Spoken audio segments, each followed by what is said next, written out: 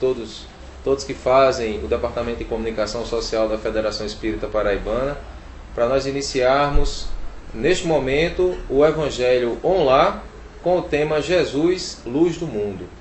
E você pode acompanhar através, já tradicional, nossa transmissão através da Rede Amigo Espírita no canal 5, e também lembrando, TVC e canal 9, e Rádio Fraternidade, para quem quiser acessar pelo celular, também no canal 3.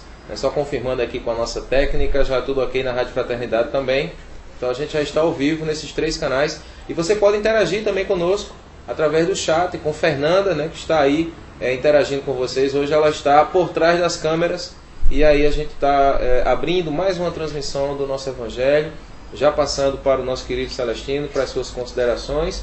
E também aproveitando em seguida já para realizar a nossa prece de início das atividades desta noite. Seja bem-vindo, meu amigo, uma grande alegria tê-lo conosco mais uma vez. Alegria nossa, Neto. O nosso boa noite fraterno a todos que estão online conosco, pedindo que Jesus esteja em nossas mentes, nos nossos corações, nos assistindo, nos iluminando e nos dando o norteamento espiritual para sintonizarmos com a sua obra, com o seu amor e com a sua mensagem, que é o seu Evangelho libertador. Muito bem. Então vamos à nossa prece. Eu vou pedir para você então fazer a prece, né, em nosso nome, para que a gente possa então iniciar o nosso debate. Ok. Então vamos rogar a Jesus que neste momento nós comemoramos a sua chegada entre nós, como foi predita pelos profetas, de que Ele possa, nesta noite, neste final de ano, ser realmente lembrado como o dono da festa. Não esqueçamos de voltar as nossas mentes, os nossos corações para os seus ensinamentos. Que Ele possa estar conosco em todas as ocasiões e que nós possamos esquecer o material e sintonizar com o espiritual. Ser conosco, Jesus, abençoa todos nós, aqueles que nos assistem, que eles possam ser iluminados, libertados e juntos possamos nos confraternizar e seguir a Tua luz para a nossa libertação pessoal e pela nossa reforma interior, agora e sempre. Que assim seja. Graças a Deus. E você que está nos acompanhando também através da Rede Amigo Espírita, pode interagir direto com Fernanda, e através dessa interação você também pode participar aqui conosco, trazendo a sua contribuição, o seu comentário, dentro desse tema, que é um tema tão interessante, né, que é um tema tão atual, a proposta de Jesus como sendo a luz do mundo. E abrindo já o nosso debate, né, nossa conversa, Alexandre, eu pensei nesse tema, na verdade, que foi proposto por Fernanda. Uma coisa que me veio em mente foi a criação da luz, né? Lá no Gênesis, quando se fala em relação à luz, e aí nós temos que a luz é criada por Deus, uma expressão muito bonita, né? E ela vem antes do sol, não é isso? Antes da criação do sol. E aí a gente se pergunta como é que é possível a luz ser criada antes do sol? Qual é a interpretação que nós podemos ter para esse surgimento da luz? É muito simples, porque a palavra luz surge na Bíblia em contraposição a trevas, Rosher, em hebraico. O Moisés nos narra que a terra estava em desordem, um caos.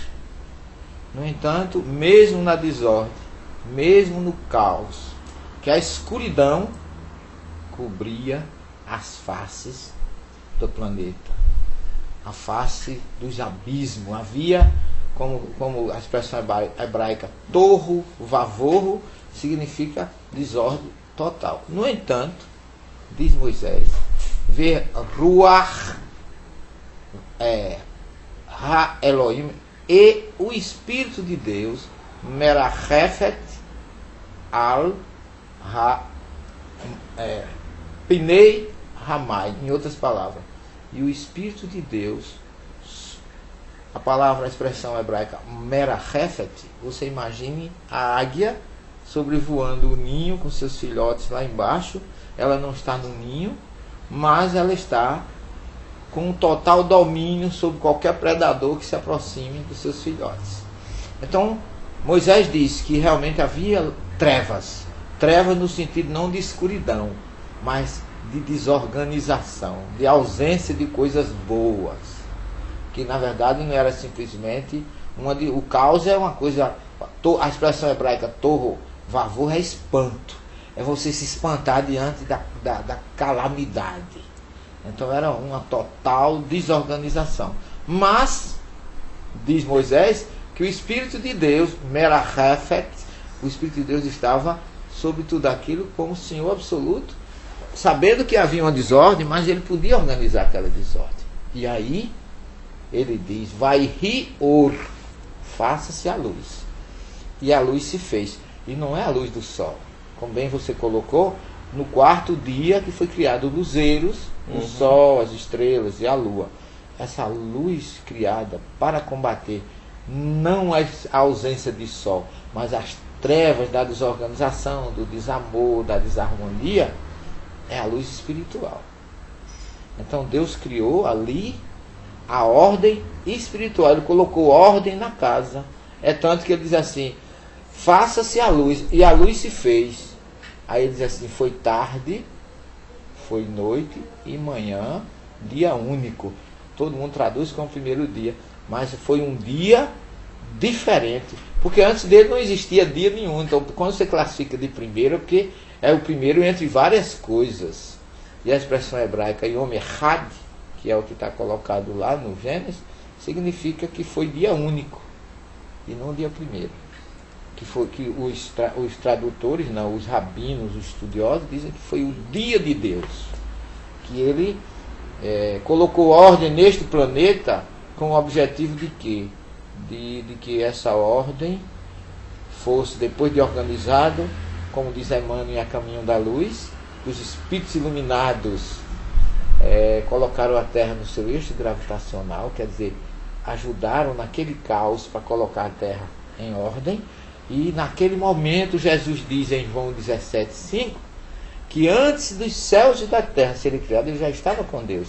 O que nos faz entender que ele estava assistindo tudo, e aquela luz que apareceu para, junto com Deus, colocar ordem e tornar o nosso planeta habitável, essa luz já era Jesus. Então, na verdade, a gente já percebe, né, nesse contexto, que Jesus, na verdade, ele já tem um vínculo espiritual com o planeta muito antes dele ser criado, do próprio planeta ser criado. E uma reflexão que é interessante também, que a gente pode concluir desse aspecto, é que na medida em que a gente percebe essa criação, Jesus se então ao planeta, segundo os dados científicos, né? Porque naturalmente, até como você já transcorreu muito bem no livro, o processo de criação do planeta, ele leva, né, bilhões de anos para chegarmos até o momento atual. E Jesus é então o principal organizador desse projeto chamado Planeta Terra para nós, né? Isso. Há 4 bilhões e 600 milhões de anos aproximadamente. Então o vínculo do Cristo, na verdade, nesse contexto, é muito mais antigo do que a gente poderia inicialmente imaginar, né? É porque ele pré-existe a criação do planeta. Jesus evoluiu como qualquer um de nós, mas em outros planetas, até chegar ao ponto de poder ser o presidente, o dirigente do planeta Terra, que ele assumiu com tanto amor, e como diz Roberto Carlos, esta luz só pode ser Jesus. Ele veio trazer a nossa luz, mostrando como a gente crescer, como a gente evoluir, preparou tudo, preparou todas as nações, desde a antiga Mesopotâmia, que aquele povo começou a ter ideia de um ser superior, desde a chamada epopeia de Gilgamesh, Gilgamesh achava que ele era imortal, e quando ele vê um amigo morrer, aí ele se morre, aí ele se apavora, e aí é que ele vai procurar a imortalidade. E tem algumas passagens no próprio no Novo Testamento que são bem interessantes, como aquela em que Jesus ele faz um alerta a Jerusalém, né? Quando ele diz: Jerusalém, quantas vezes eu quis reunir, Jerusalém, Jerusalém, que matas os profetas e apedrejas aqueles que te procuram. Quantas vezes eu quis unir os teus filhos como a galinha os pinhinhos debaixo como a galinha reúne os pintos debaixo das suas asas, tu não o quiseste. É o famoso episódio do Domus Flevit, quando ele chora sobre Jerusalém. Ele lamenta que ele veio mostrar a organização da luz para aquele povo, mas as pessoas não, sobretudo os seus, não aceitaram. E essa visão de quantas vezes, né, a gente pode supor, dentro do planejamento espiritual, né, todo esse contexto de organização, de direcionamento, de processos, projetos reencarnatórios, né, no sentido de que se puder chegar de fato a uma condição espiritual diferente, né, para aquelas pessoas. Eu vejo, né, aí também, Neto, que quando ele fala de quantas vezes, é no sentido que ele mandou nações pré-bíblicas, desde os mesopotâmios, depois veio os indianos, os gregos, os egípcios, os romanos, e ele foi durante esse período enviando os grandes médios, que eram os profetas, desde Abraão, Isaac, Jacó, aí vem Isaías, Jeremias, todos aqueles grandes profetas, todos falando da necessidade de uma reforma. Todos os profetas eram pessoas que vinham do meio do povo. Você não vê um profeta que pertencesse a uma hierarquia poderosa, um profeta de família real, um profeta... Não. Os profetas eram todos... Jesus os concitava, Jesus escolhia do meio daqueles que estavam sofrendo, para chamar as pessoas, porque Navi em hebraico é no sentido daquele que evoca, que chama as pessoas para uma realidade. Então ele mandou todo mundo, depois ele mesmo veio e não estava conseguindo despertar. E por isso que ele diz lá em Lucas, desta geração será pedido conta do sangue de todos os profetas, mostrando, como você fala aí, do ponto de vista reencarnacionista, de que aqueles que estavam ali já tinham vivido lá na época dos profetas, porque senão eles não iriam pedir contas do sangue de todos os profetas. Não seria justo. Né? Não seria justo. Então Jesus está mostrando que aquela geração que estava encarnada, reencarnada com ele, eram gerações que vinham sucessivamente já de lá dos ancestrais e que ainda não havia despertado. E nós temos ainda uma outra passagem também que ele fala antes de Salomão, eu sou. Antes. Né? Que é uma passagem também assim emblemática, porque leva a gente a refletir, mas eu sou, né? Em que circunstância? Né? Exatamente, significando que quando Salomão veio, quando veio Abraão, Isaac e Jacó, ele já existia. Exatamente. Que todo esse povo foi enviado dele. Se você analisar em toda a história das civilizações, as pessoas acreditavam num libertador. Existiam as opressões dos poderosos, mas as pessoas sonhavam e tinham certeza que existia um redentor. Que esse redentor entrou no judaísmo como Messias. Que Messias é um ungido ou escolhido de Deus para libertar o povo.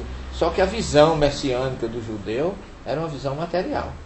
Ele queria que o Messias libertasse o povo hebreu e implantasse o reino de Israel na terra. E Jesus vem como uma missão espiritual, dizendo, meu reino não é deste mundo. Muito bem. Você está conosco, né, assistindo essa edição especial do Evangelho Online. Hoje, 13 de dezembro, nós estamos aqui tendo a felicidade, a alegria de estarmos com o nosso querido amigo Severino Celestino, dentro do tema Jesus, Luz do Mundo. Nós temos uma interação aqui, né, do Paulo Roberto, e ele diz assim, eu acredito nesta frase, Jesus, Luz do Mundo. A cada dia o Evangelho ganha mais força e surgem novos adeptos. E é interessante, né, a gente chega, né, vamos dizer assim, nesse contexto até a própria vinda do Cristo, mas Jesus já rompe com todos esses valores, né, que você colocou na espera do Messias, naquela visão do Messias poderoso, material, né, guerreiro, né? Bélico, né? Guerreiro. E aí Jesus vem, mas ele contraria todos esse prognóstico, né, todas essas perspectivas.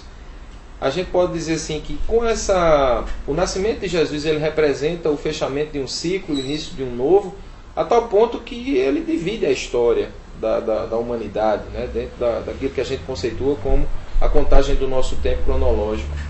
Você entende que o nascimento de Jesus, do ponto de vista espiritual, né, qual a interpretação, qual a análise que a gente pode fazer dessa vinda do próprio Cristo, da sua contribuição, né, em termos assim marcantes e significativos?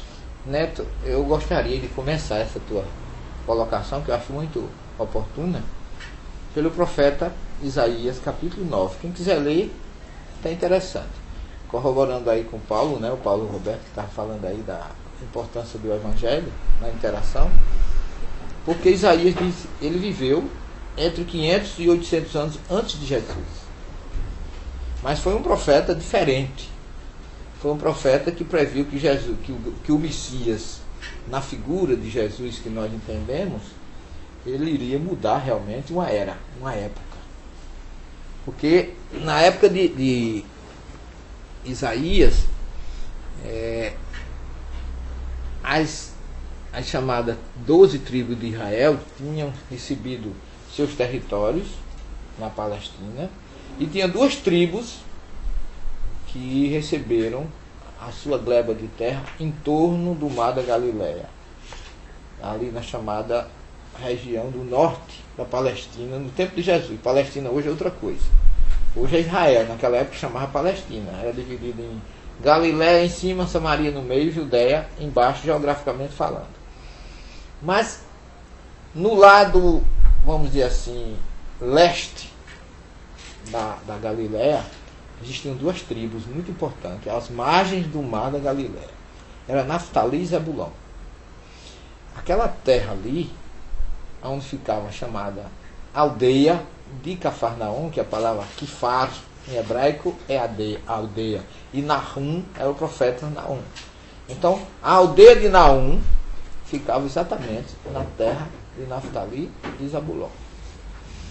Isaías diz assim, terra de Naftali e Zabulon. Isso 500 anos antes, para que mediunidade fantástica de presciência, onisciência, como a gente pode dizer, uma premonição visual, né? uma evidência muito grande, quando ele diz assim, sobre ti descerá uma luz.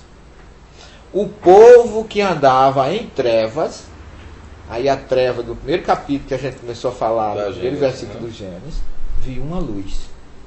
Então essa luz não é a luz do sol, é a luz espiritual. E curiosamente, você pode dizer assim, né, mas Jesus nasceu em Belém.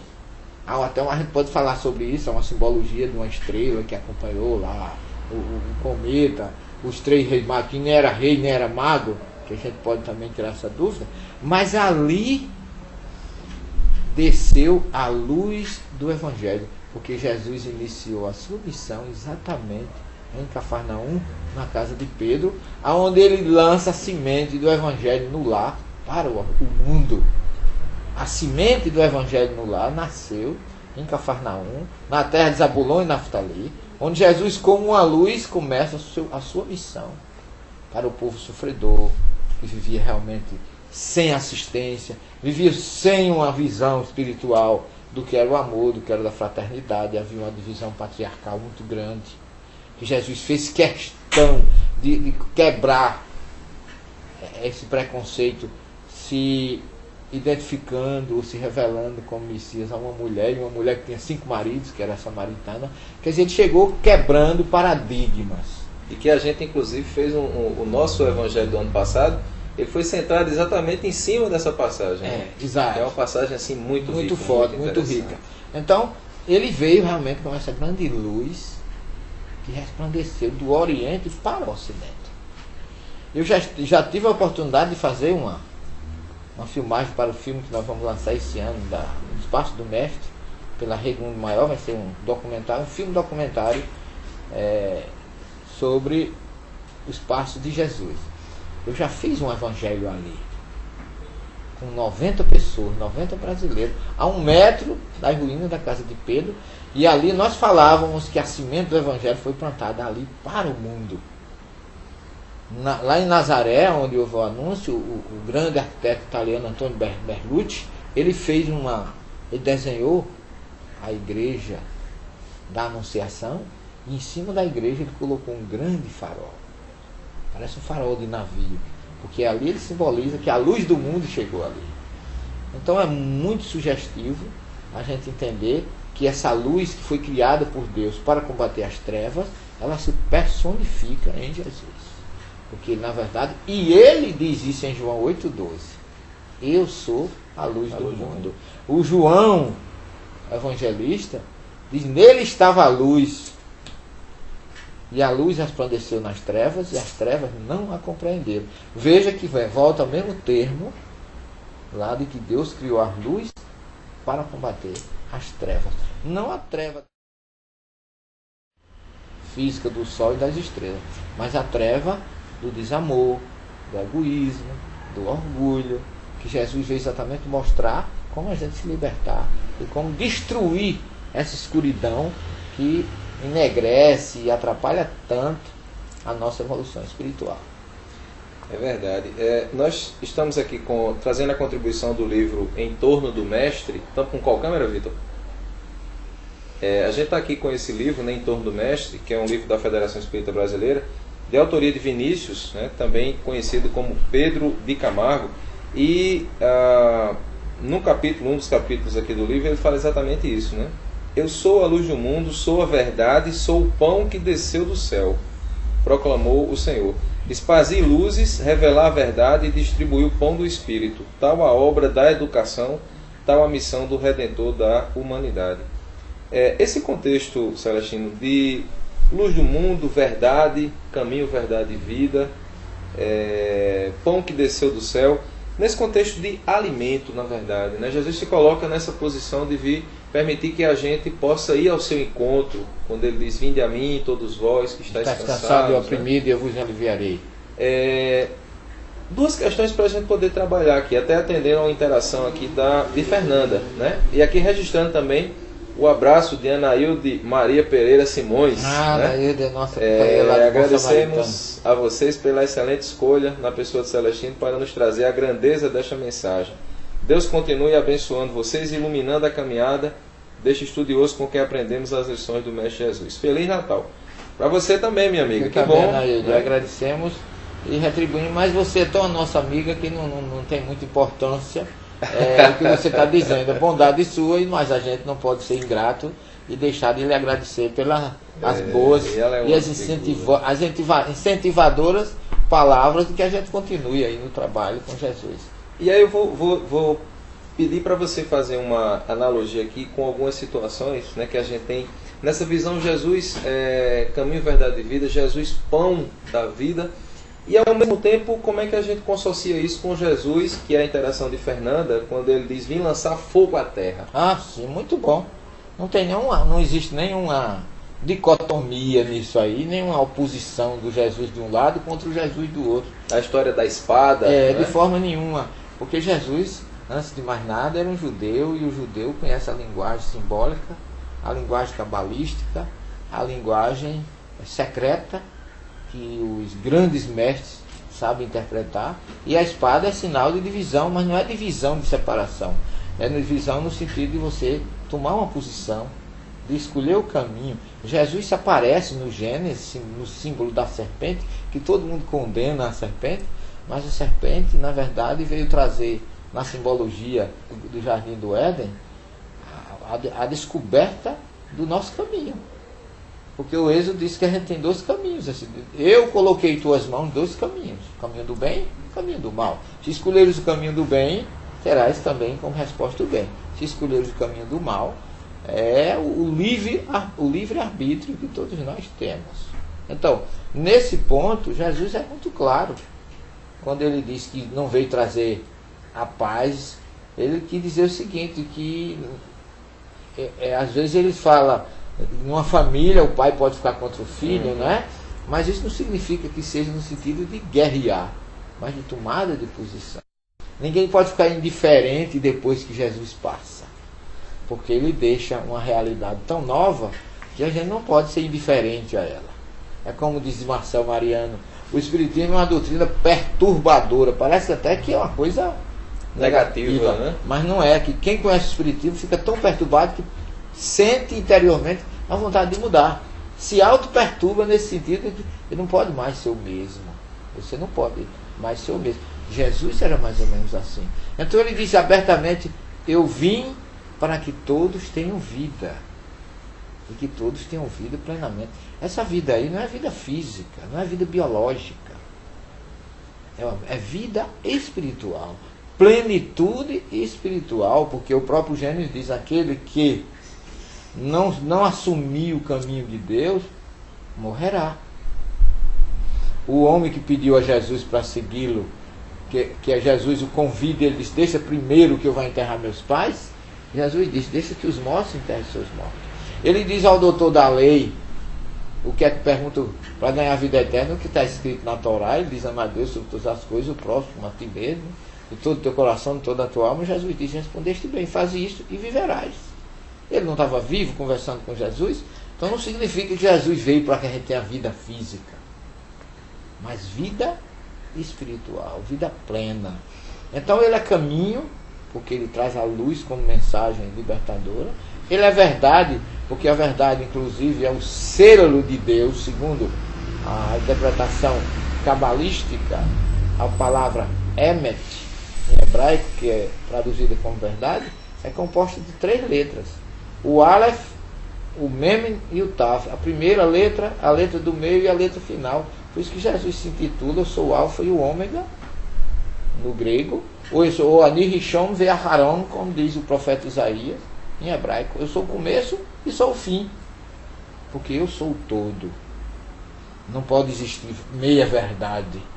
A verdade, ela é completa. Por isso que a Guimarães diz que a verdade é o selo de Deus. Então Jesus realmente está no caminho, porque a palavra caminho em hebraico, derer, não é simplesmente a estrada, mas derer significa doutrina. Eu sou, ou eu represento, a doutrina da verdade e da vida. Então ele é completo.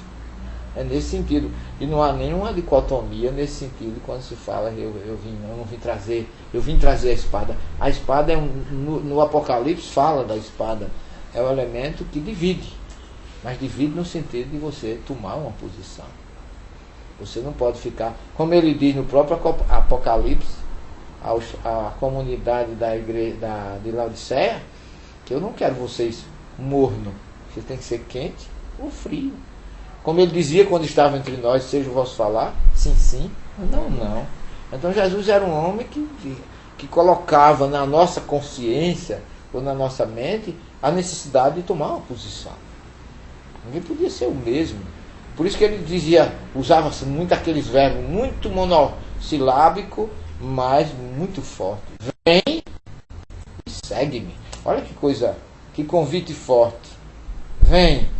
Mas se você vier, você tem a obrigação de me seguir. Mas me seguir não é me acompanhar. É fazer tudo aquilo que eu deixei dito que você fizesse. Amar, ser fraternal, ter justiça como ponto principal, porque se a vossa justiça não exceder a das justiças dos escribas e dos fariseus, porque a palavra tzedek em hebraico, justiça, ela é uma coisa muito forte. Justiça é igualdade perante Deus. É você olhar para as pessoas e não ver posição social, não ver intelectualidade, mas ver o ser humano que está ali como uma criatura de Deus. É nesse sentido que Jesus falava de justiça. Por isso que ele não tinha absolutamente nenhum temor de dialogar com quem quer que fosse. Porque ele entendia o interior das pessoas, ele sabia exatamente aonde trabalhar. Então essa luz maravilhosa, numa época dessa, é para a gente procurar captar e deixar que a nossa aura, o nosso perispírito, seja iluminado para ver se chega alguma pouca coisa em nosso espírito, que ainda está realmente muito carente. Nós temos aqui a interação também do nosso amigo Zé Aparecido, né, lá da Rede Amigo Espírita. Ele mandou um abraço aqui para a gente, né, dizendo que nós estamos muito chiques, com 2 câmeras e efeitos, né? Os efeitos aqui são por conta do nosso Vitor Andrade, que está retornando, né, as transmissões aqui. Se ausentou durante um período aí por conta da universidade, mas está conosco aqui de volta.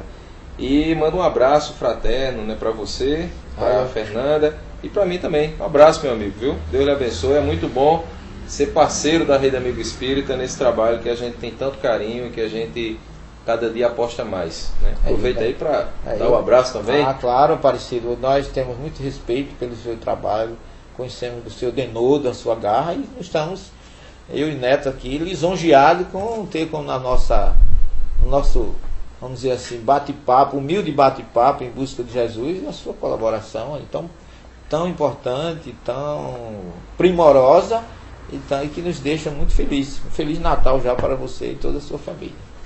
Pois é, e o Evangelho Online, na verdade, é esse programa, né, que a gente tem com essa característica da informalidade, que vocês podem participar conosco ao vivo, trazendo a contribuição também de cada um de vocês. Hoje, Fernanda Lima está aí no mídia social, né, realizando esse papel do mídia social, e vocês podem interagir direto com Fernanda também, trazendo aqui as contribuições de vocês.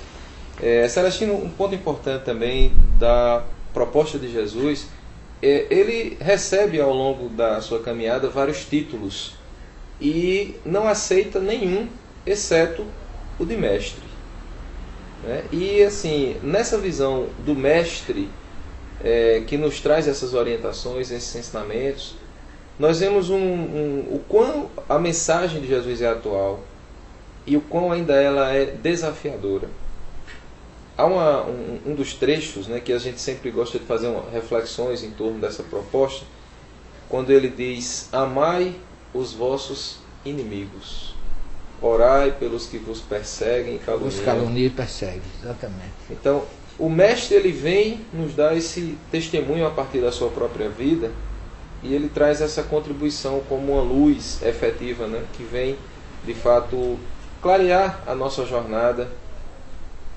Nós estamos há 2000 anos, praticamente, né, dessa condição do nascimento do Cristo, uns anos mais, né, uns anos menos, mas assim, como referencial.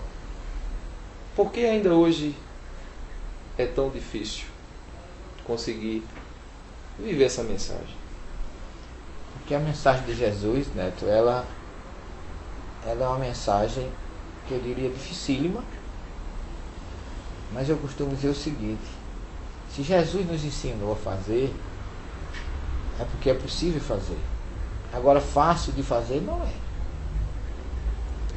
Os ensinamentos de Jesus são muito fortes, mesmo porque Jesus foi um homem que formou duas classes de pessoas. Ele formou os discípulos e formou os enviados.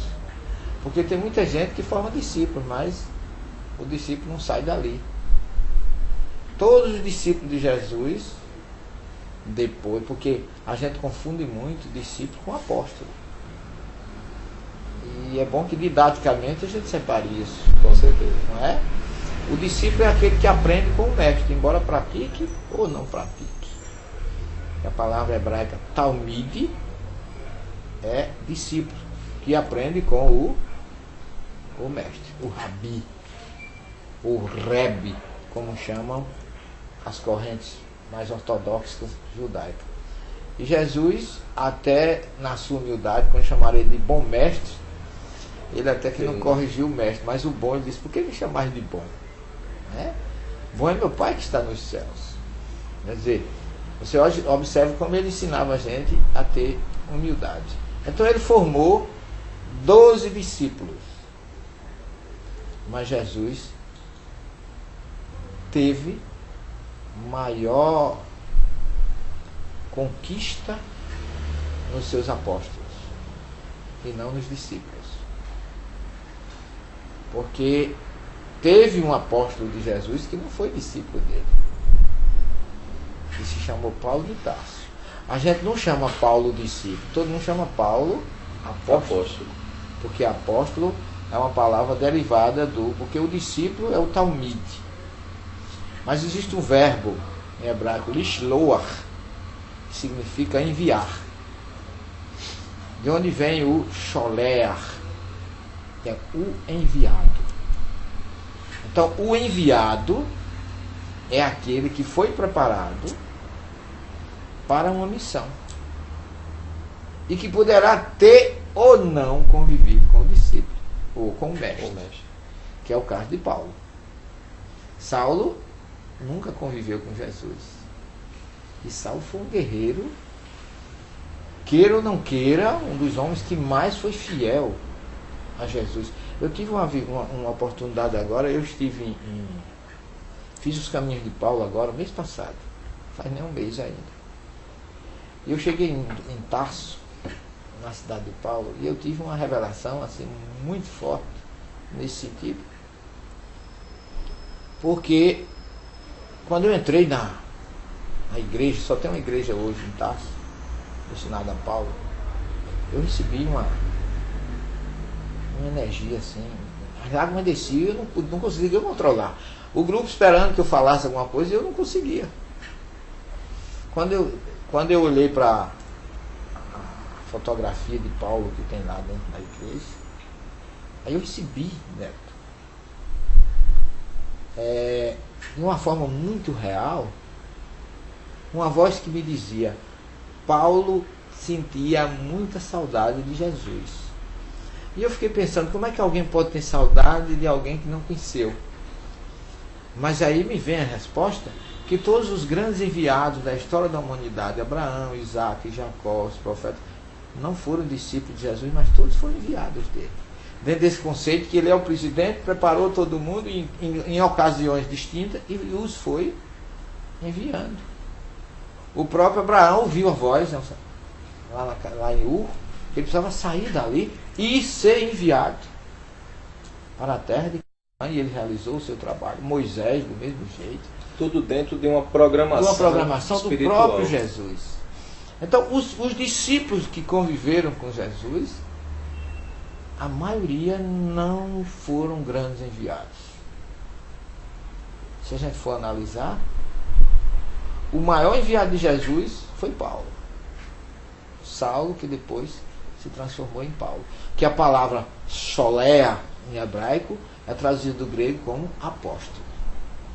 O apóstolo é o enviado. O discípulo é aquele que conviveu. Então existiram discípulos de Jesus que foram apóstolos, como João, o evangelista, que foi enviado para Pedro, que foi a Roma depois, tá certo? Mas a grande maioria ficou por ali mesmo. Tiago foi morto, Filipe também foi enviado à Turquia e foi morto lá em Herápolis, lá perto de Pamukkale, na Turquia. Mas esses grandes enviados são aqueles que realmente são tocados por Jesus e mesmo sem ter convivido com ele, tem saudade dele. Eu não sei se eu teria condições de dizer a você, mas eu tenho muita saudade de Jesus. Eu vou a Israel todo ano buscando exatamente esse reencontro na história. É muito forte isso em mim. Porque eu sou alguém que não me considero apto, mas eu morro de saudade de Jesus. E a saudade que Paulo sentiu de Jesus foi que o impulsionou a fazer o que ele fez. Porque ele nunca desistiu.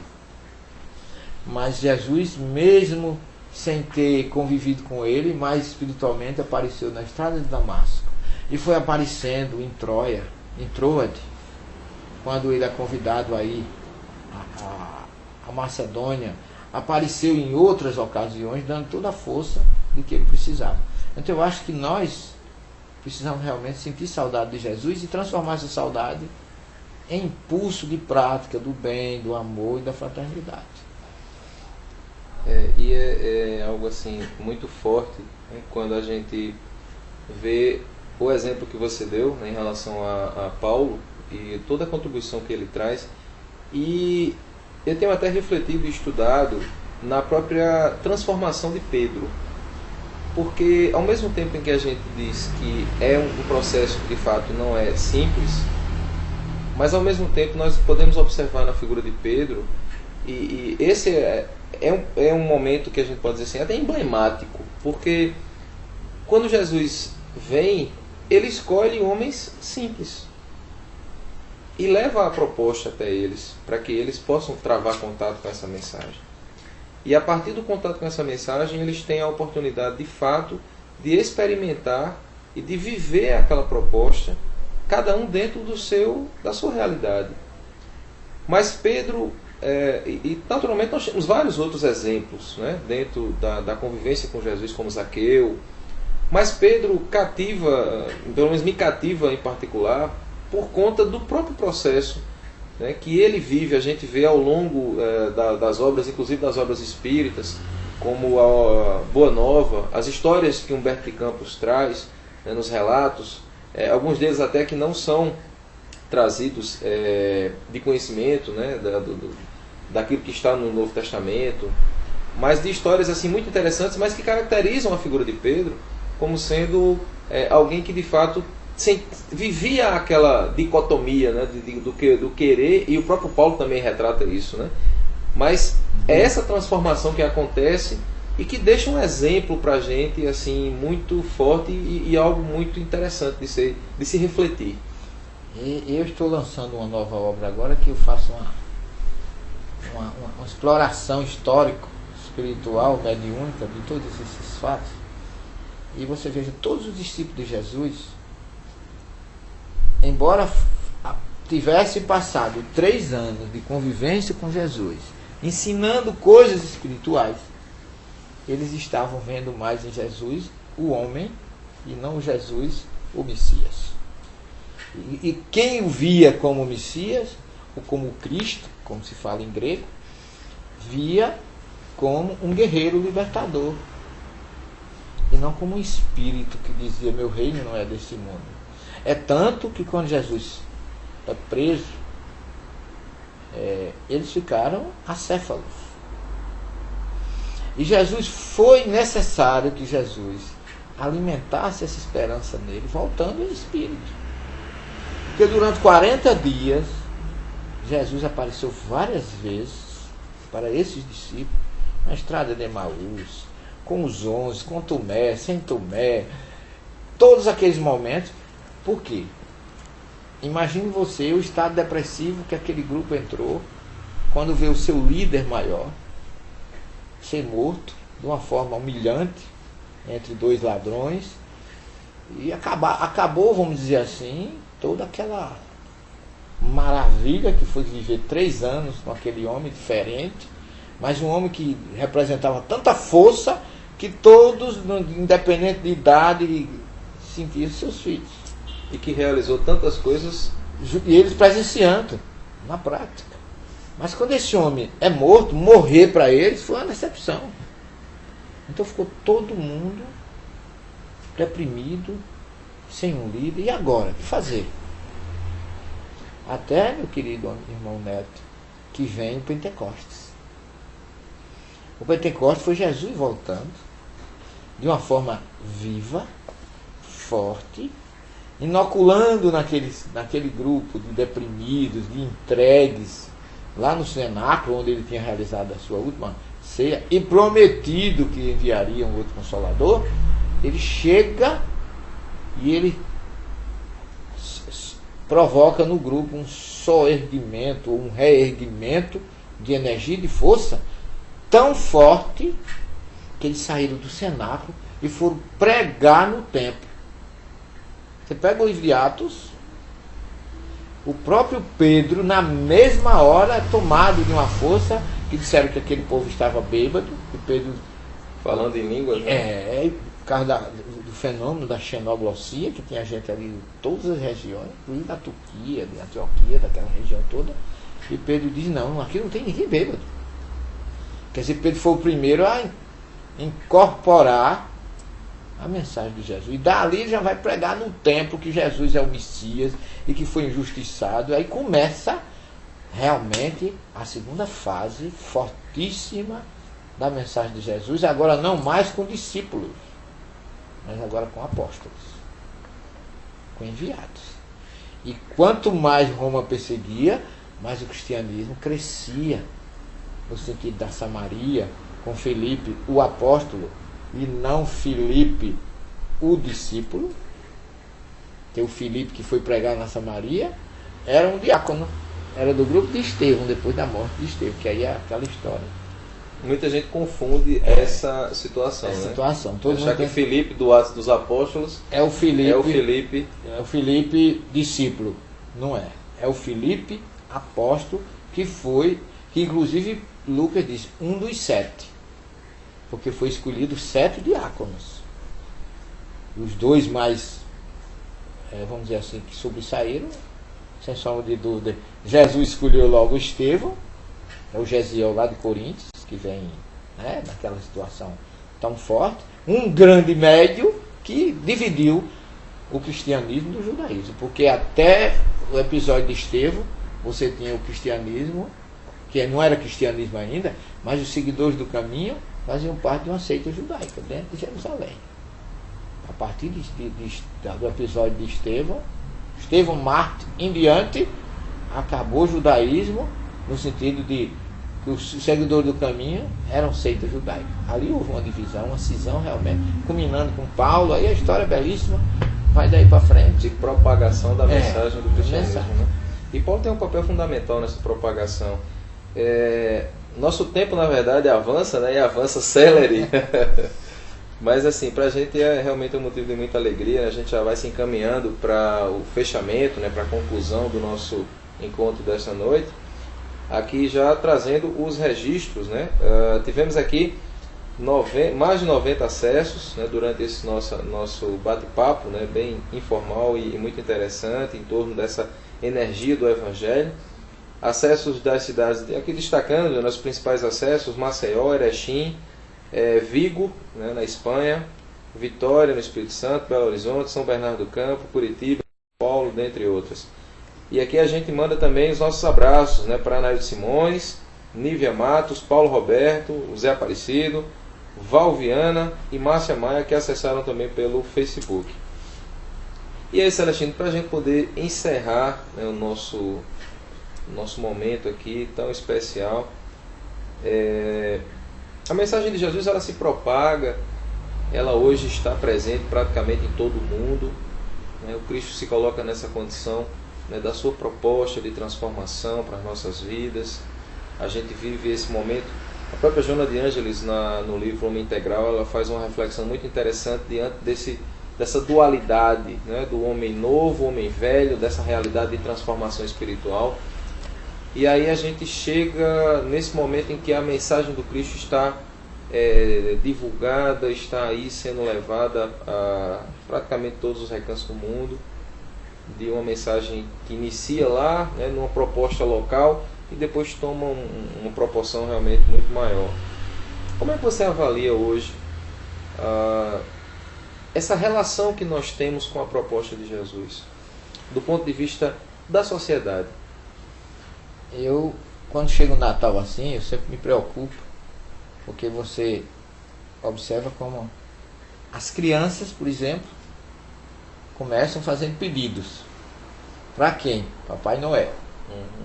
Os lojistas fazem convites. Para quem? Para que a gente vá à loja comprar. A gente vê determinados produtos chegar ao cúmulo e dizer: sem produto tal não tem Natal. E o dono da festa fica meio relegado a segundo plano. E a gente escuta muita gente que só se lembra de Jesus para pedir. A grande maioria, lamentavelmente, vê Jesus como um escudo, vê Jesus como um guarda-chuva, que quando a chuva cai se lembra que ele existe para usar e depois também esquece. E nós espíritas, eu acho que nós temos um papel muito mais importante nisso tudo, porque a doutrina espírita faz uma ligação muito forte dos seus seguidores com Jesus. Porque uma das bases da doutrina espírita é o ensino moral, e o moral está no Evangelho. E o Evangelho, o Espiritismo sem Evangelho não existe. Quando chega uma época dessa, eu me pergunto, a gente pede tanta coisa a Jesus e a gente não para refletir em quais foram os pedidos de Jesus para nós. E eu rapidamente, eu não sei o tempo que a gente dispõe, mas eu queria fazer um ligeiro resumo, dizendo assim: o primeiro grande pedido de Jesus pessoal, ele fez muito pouco pedido pessoal, mas o grande pedido pessoal de Jesus foi a João, quando ele está na cruz, que ele recomenda Maria a João. Filho, eis aí tua mãe, mãe, eis aí teu filho. E diz o próprio João no capítulo 19 do seu Evangelho, que naquele momento o discípulo bem amado adotou Maria em sua casa. Então prontamente aceitou, ouviu e realizou o pedido de Jesus, não só levando Maria para casa, mas levando Maria, tirando Maria de Jerusalém nas perseguições, levando para a Síria, e aí para toda a Anatólia, ou Ásia Menor, e indo parar em Éfeso, onde levou Maria para uma montanha lá chamada Montanha de Bilbu, que significa em turco Ruxinol, e ali Maria viveu até os seus últimos dias atendendo os doentes. E João, por cuidado e amor a Maria, fundou todas as comunidades dele na Ásia Menor em torno de Éfeso. Porque todas aquelas comunidades que erradamente chamam de igreja, 7 igrejas, não eram 7 igrejas, não existia igreja naquela época. 7 comunidades.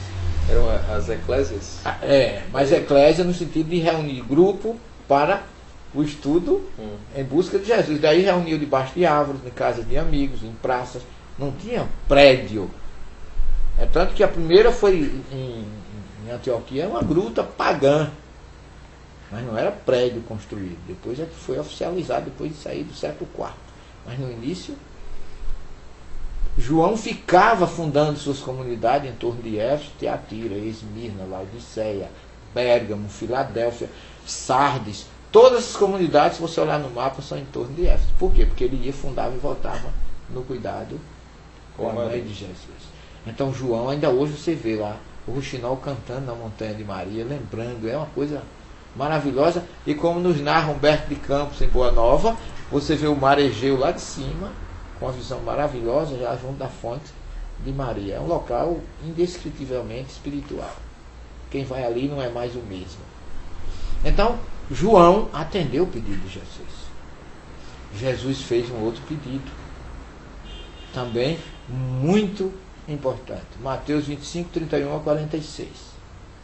Dai de comer a quem tem fome, vestir os nus, beber a quem tem sede, visitar o preso, o encarcerado, aquele que está doente.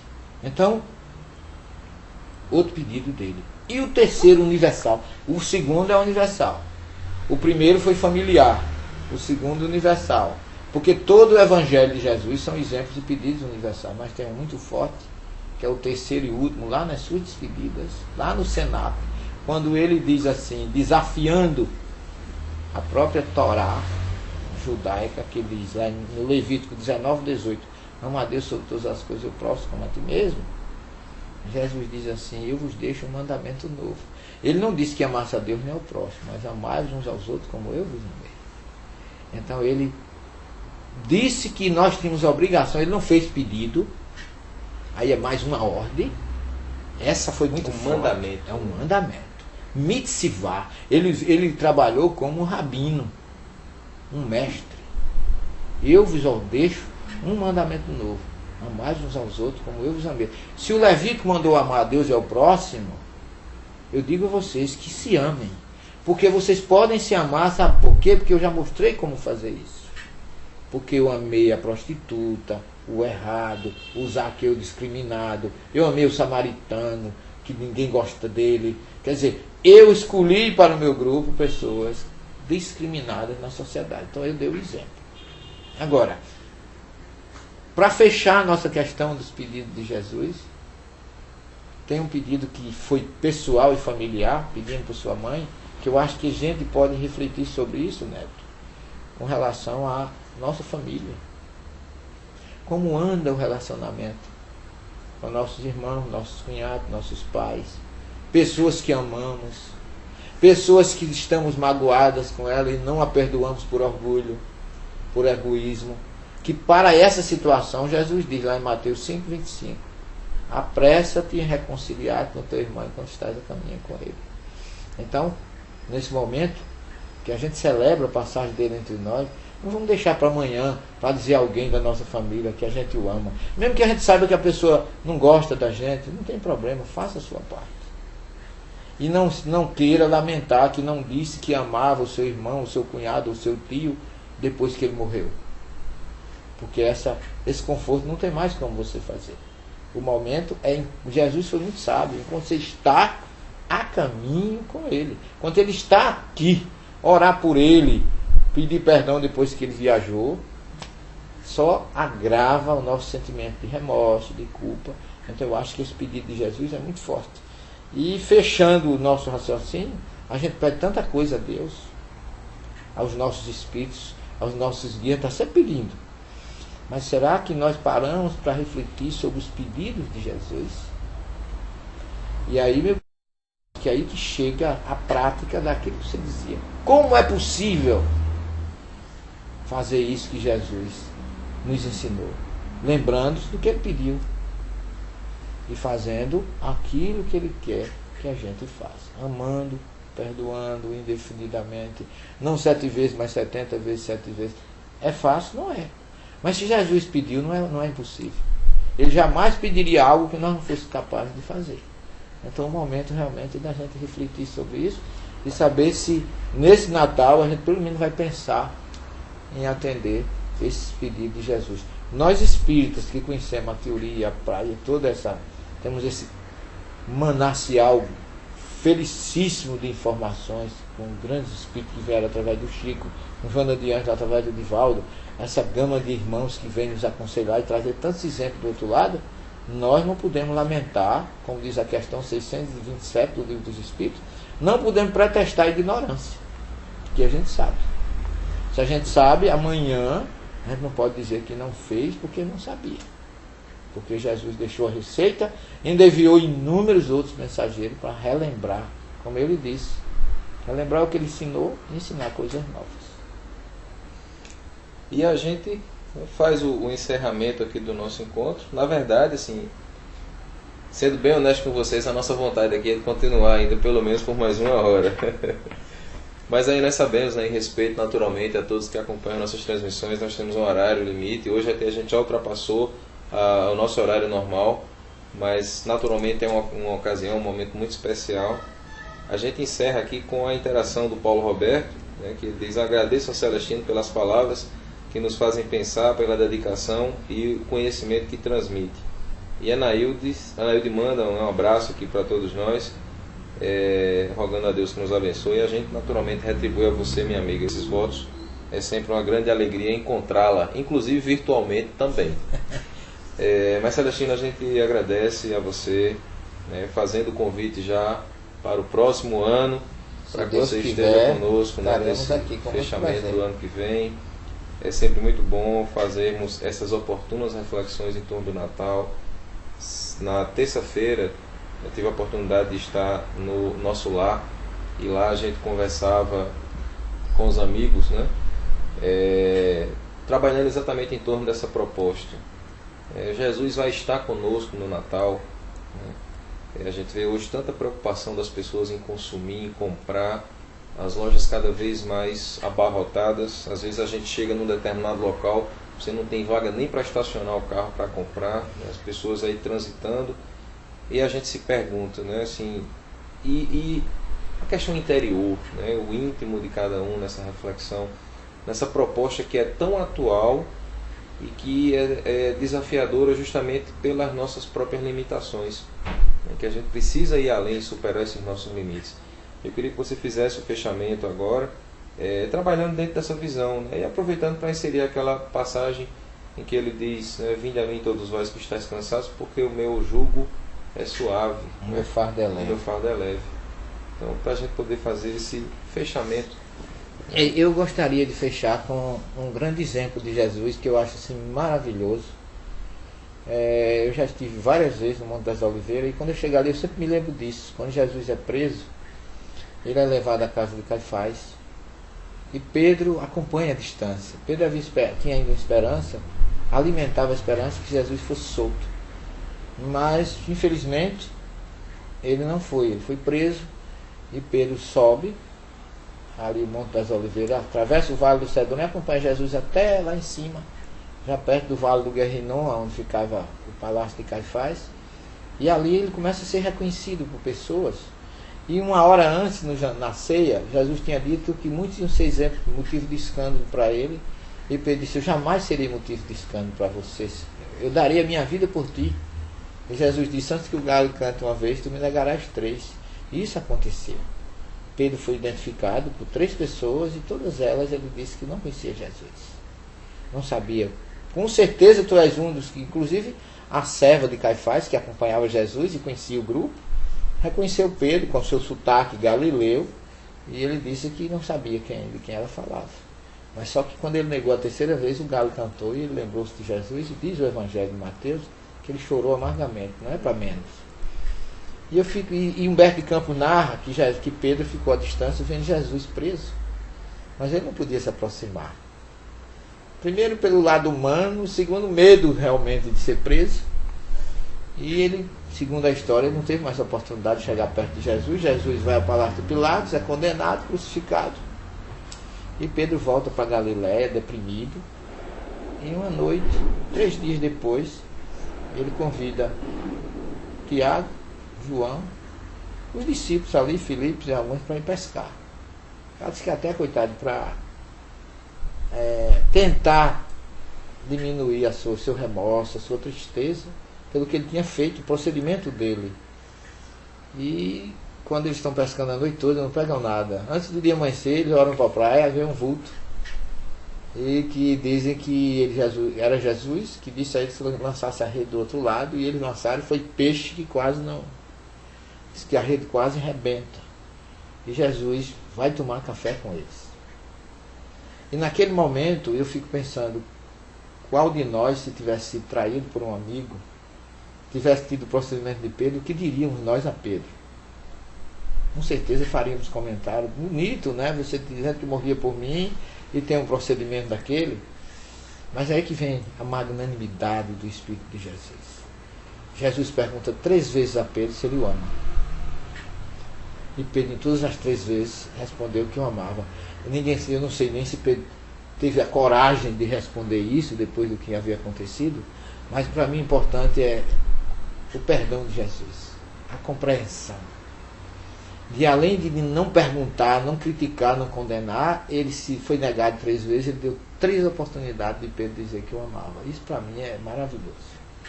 Eu acho que isso é a certeza realmente que a gente tem de que Jesus não está longe de nós. Falta só a gente estirar as mãos para ele, porque ele está à nossa espera. Desculpe a emoção. Nossa emoção.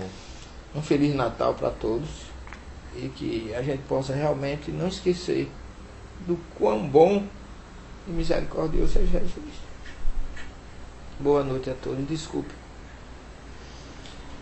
Vamos então nos encaminhar para a nossa prece, envolvidos nesse clima de emoção legítima, para que possamos dessa forma agradecer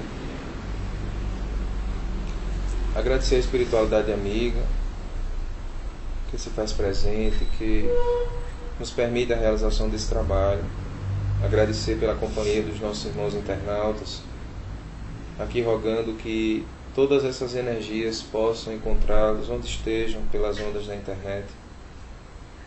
Agradecer, Senhor, pela oportunidade que temos no contato com a Tua proposta, que permite que possamos a cada dia nos renovar, que permite que possamos ir além do que somos.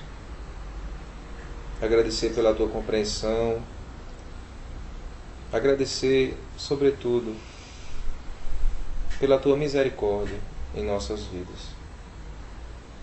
Segue conosco, nos estimulando sempre ao melhor, que possamos ultrapassar os nossos limites, que possamos, de fato, nos aproximar mais da Tua grandeza. Gratos por tudo, Jesus amigo, e que este Natal seja para todos nós a oportunidade de reflexão em torno da Tua proposta, para que sigamos na estrada rumo ao encontro contigo no futuro. Sê conosco em todos os momentos. Abençoa-nos, os nossos lares, nossa família, nossas famílias, nossos amigos. Enfim, Senhor, gratos,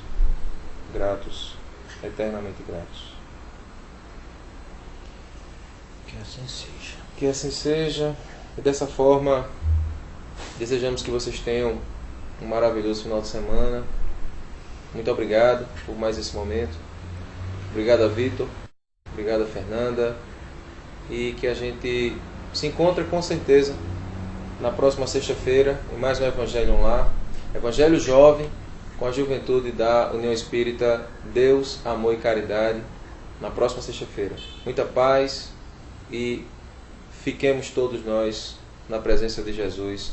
E um Natal com Jesus para todos nós. Para todos que nos assistem também. Muita paz e um Feliz Natal. Valeu.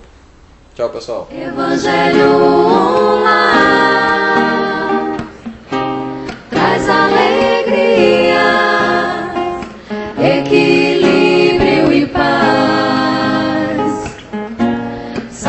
sofredores.